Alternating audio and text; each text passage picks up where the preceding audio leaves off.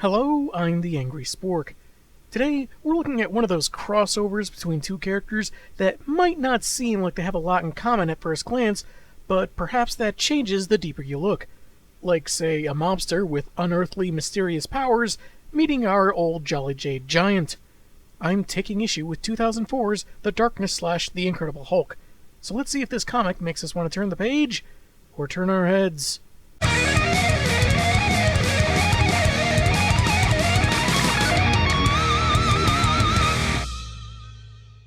The cover is pretty good. The title characters are already duking out and giving us an idea of what to expect inside. Unless, they're lying to us. Written by Paul Jenkins, with art by Dale Keown and Matt Milla, we start with a quick rundown of our players' histories. Hulk being created when Bruce Banner got unexpectedly doused with gamma radiation. To his credit, the explosive didn't have one of those aim-away-from-face stickers on it. And how mob hitman Jackie Estacado became the bearer of the darkness when he turned 21, which allowed him to command demons from another dimension. After his boss killed his only true love, Jackie killed him, and then himself. However, the darkness entity brought him back to do its mysterious bidding. Also, probably because comics. We begin with Jackie riding the subway, narrating that he kills people for a living. But that's not what's special about me. Anyone can murder for money, but I can belch Lionel Richie's Hello in its entirety. He's narrating this while looking like he's trying to casually not stare at the corpse with a hole in its head, standing right next to him. Which may be even more rude, but moving on.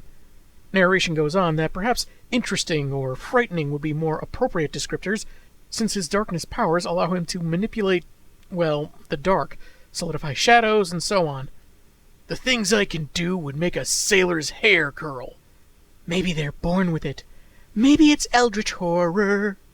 These toothy creatures are darklings, tiny demons that do Jackie's bidding. Not sure what they're doing exactly. I'm not even sure which direction the subway train is going. Anyway, every time he uses his powers, some form of payment is due, and Jackie notes how lately he only dreams of past crimes and a bleak future. I see dead people. I've tried binging M. Night Shyamalan movies, but for some reason that hasn't helped. The zombie-looking dude next to him says he's thinking of getting season tickets to the Jets, but the hitman tells him not to bother. Next Wednesday. Aneurysm. Sounds like someone peeked ahead on their word-a-day calendar. The implication, apparently, is that some people are appearing to Estacado as walking cadavers, and he can tell how they're going to die. And I'm pretty sure aneurysms don't literally blow a hole in your head, so I guess the darkness has some kind of penchant for metaphors or something. And considering he's not seeing everyone like that, maybe there's only so far ahead he can see. For the past 10 miles, Jackie's kept his eye on a guy that seems more than ordinary. It's Bruce Banner. Me in a metal tube deep underground, hundreds of people in the most aggressive city in the world. Right. Let's get a cab. Made apparent by an image of the Hulk around him. Wow, that Avengers VR game has some amazing immersion! As they leave the train, Jackie senses that the green creature is feeding on the man's soul, or something akin to that, following him as Banner enters a maintenance room. As soon as the other man walks in, Bruce pulls a gun on him. Don't know myself if packing heat is something he does often.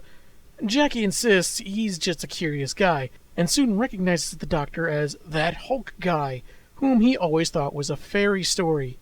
Well, with Disney owning Marvel now, it probably is only a matter of time before Hulk appears in one of those direct-to-video Tinkerbell movies. Wait a minute. Note to self. New idea to pitch to Disney. After the gun is put away and fears of a government agent are assuaged, the hitman asks for an autograph for a friend's kid. And yeah, Banner gives it to him, though with the quotations around Gino, I'm betting he knows it's not for a child. Also, he can tell Jackie's a made man, and they part ways.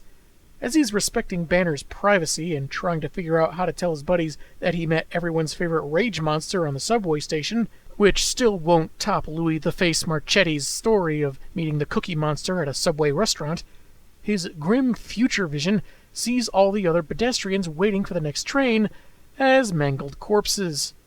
Anyone else think these Walking Dead spin-offs have gone too far? It's too light to use the darkness.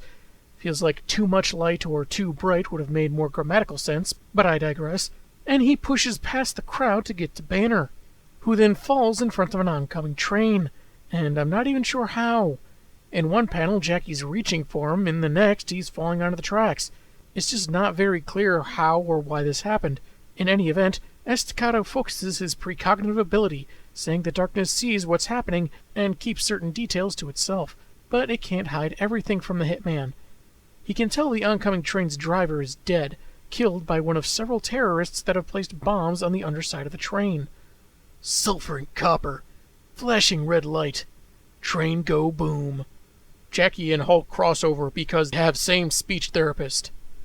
This vision seems to take place over the course of seconds, as the train has barely begun braking when Banner transforms and it crashes into him.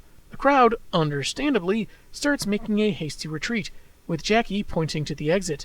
Holy bat cakes! Out of the way! Yes, Shaggy, we'll all have a snack.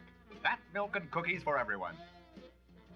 Bat milk? While I may be wrong, I have to assume it's a tongue-in-cheek reference to the Adam West Batman series, but even then, bat cake sounds really out of the blue. One of the terrorists seems to have hurt his poor widow noggin, as he's told they more crashed than stopped, then gets hurt even more, when a huge green fist punches through the wall and sends him off panel. It was Hulk's first day as a ticket taker, and he misunderstood what his manager meant by punching tickets. Jackie runs up to Hulk, though referring to him as Banner, saying he pushed him in front of the train to stop the terrorists.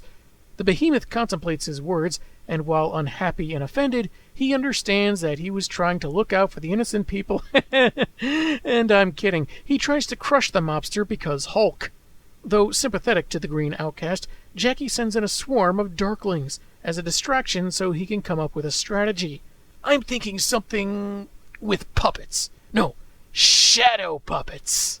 Unfortunately, the big guy isn't slowed down much at all, seemingly immune to the darkness and made stronger by it as he grabs Jackie and begins crushing him. But at least he can still joke around in the face of certain death. Somebody call the cops. No, wait.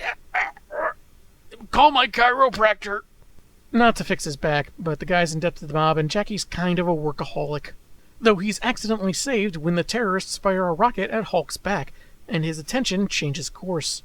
They fire on Jade Jaws in the name of freedom and their motherland Chechnya, and get a large panel of subway train for their troubles, followed by the Darklings tearing into them. I'm not going to show it, but it gets a wee bit bloody in the last panel of this page. Well, Jackie narrates that none of this was probably included in the long-planned attack to spread the word of freedom. A couple of his minions detonate the bomb still on the train. Bad guys go boom. Well, technically ba-boom, given the sound effect, but maybe that's splitting hairs. One last terrorist remains, possibly their leader, who begs for his life. Jackie calls him by name, I'm assuming because the darkness knows, asking if he's satisfied that his bomb was detonated. Well, obviously not. I wasn't supposed to get caught up in my own attack, much less thwarted and... Oh, you're being facetious, aren't you? Not normally much for patriotism, Estacado makes an exception by letting his Darklings at the villain, and he gets taken out off-panel. An army of malicious gremlins ripping a guy to pieces as a sign of patriotism. So many places I could go with that, but I won't. Banner has returned to normal, horrified by what he's seeing, and Jackie gives a quick rundown on the darkness, which he apparently got from his dad and can't get rid of. I could have inherited this or male-pattern baldness. My choice was clear. Bruce is rather indignant that he'd use his powers in this way. Jackie says he's thinking too much about it. Hulk took out maybe a dozen bad guys, which shouldn't be seen as a negative. It's never a bad thing if you know how to take advantage of it. Yeah, no way that could be taken the wrong way. Though he is a mobster, so one can't expect his moral compass to be sterling, right? He suggests Banner accept what he's got, let himself go. Apparently forgetting that's kind of what leads to a giant squeezing him until he resembles an awkward-looking tube of toothpaste, and then he offers him a job. Just think about it. Custom clothes, lavish living, a biopic called Hulkfellas. Bruce says it's tempting, even admits he tried a life of crime before, likely a reference to the alternate Hulk, Mr. Fix-It, but it lost its luster. Estacado stipulates he wouldn't have to kill anyone, it's really more that he could overcome what's troubling him.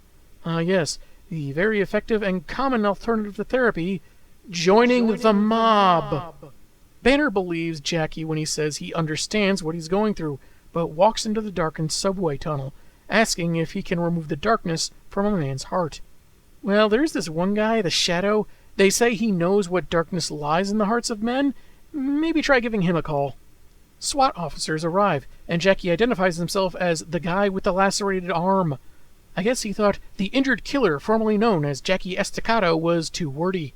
Figuring they're after the Hulk, he points them into the tunnel after Banner, and the comic ends with him quietly warning how angry their quarry can get, with the last panel featuring the officers as Jackie last saw them, as dead men walking. That was The Darkness / The Incredible Hulk. It was a little short and uncomplicated, but not bad. Seeing Banner with a gun, admitting to being tempted by a life of crime, and even signing an autograph feels kind of off to me, but I haven't followed the character, and considering he's always on the run, none of it should be that surprising. I guess I'm more used to the movies, the Bill Bixby and Lou Ferrigno series, even the 90s cartoon where Bruce is keeping everyone at arm's length while he tries to unhulk himself. And maybe that's why Jackie was telling him to accept his situation. He too has a dangerous power he can't be rid of, so until that changes, he'll cope by using it however he can. That said, I don't know how committed Jackie's been to actually finding out if he can separate from the darkness. I've only read a couple other comics that he's been in, and he seems different here in several small ways. Before he was very aloof, trying to be suave and overly flirtatious, but I guess since there weren't very many women in this issue, there's no one for him to hit on. He's also a little less well-spoken, saying things like not asking you to kill no one and thought you was a fairy story, which I don't recall being his affectation in those other comics. His Darklings are also different, maybe because of the art style, but other stories have some be distinct from one another, having some personality and differing in appearance. Here, they're mostly the same looking, and much like the Hulk, they don't speak. But perhaps we can chalk this up to my inexperience with the character and his lore. It was kind of interesting that the darkness couldn't do much to stop the big guy, though from how I've heard he's been written in past several years, getting stronger and becoming basically immortal, maybe that shouldn't be too surprising either. I won't say that it's badly done, because it's not, but part of me feels like maybe the story doesn't do enough with how these characters have similar burdens. It's shorter than many crossovers, about as long as a standard comic issue, so it doesn't have a lot of time to work with, but that just makes the weight of their respective powers seem more like an afterthought, and Jackie's advice, such as it is, all the more uninformed and glib. I can forgive not detailing why these terrorists think exploding an American subway will equal freedom in their homeland, but if the reason these two are meeting are because of how differently they handle their powers, I think it could have been given more focus. But again, page-length issues, so maybe Jackie acting like a destructive being such as the Hulk is a celebrity, asking for his autograph, was a way of subtly representing that. I thought the art was really good, nicely detailed, vibrant when it had to be, and I didn't really notice any problems or errors. It's a good read, and I think fans of either character will enjoy it. I just happen to not strongly reside in either camp, so there was very little investment. And maybe the missed opportunity of delving into their similarities and differences is just me being nitpicky. I'm the Angry Spork, and man have I got issues.